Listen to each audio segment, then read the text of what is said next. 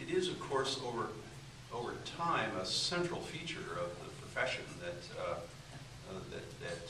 I think there is a higher level of specialization and that's likely to continue to be the case.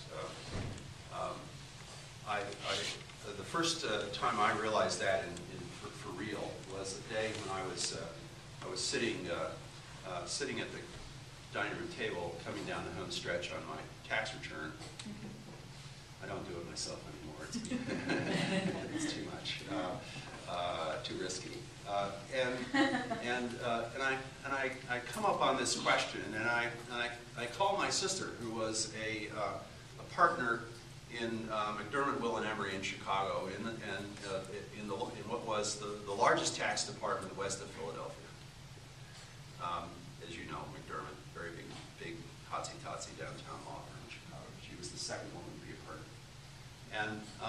So I call my sister and I say, can I take a deduction for whatever it was? She says, how do I know?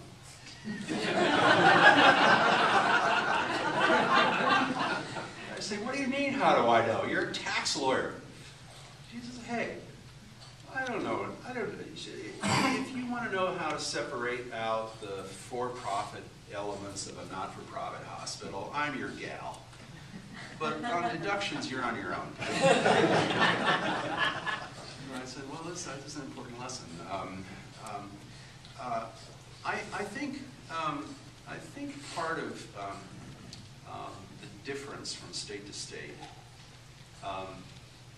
has to do is plainly a question of legal culture, not of client need, because the clients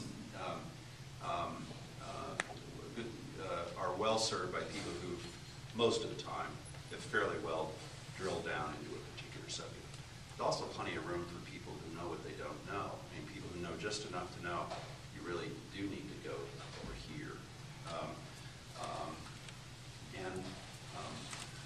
My observation is that the places where, I could be wrong about this, but my observation is that the places where specialization and designations are the broadest are places associated with the highest level of lawyer advertising. Because there is the connection between the commercial value and the designation is at a higher level, so that a place like Florida, for instance, is one in which having the credential has a higher level of economic value than it does in an environment like ours, where, notwithstanding what people outside the profession think, the level of sort of lawyer promotion, I would say, is more modest than it is in a lot of places. So we, when I say we, the judiciary, I think, the Supreme Court regards this as a useful tool. We don't try to push people into it. It is what the practicing bar makes of it, and we stand ready to collaborate on that. But that's sort of my assessment of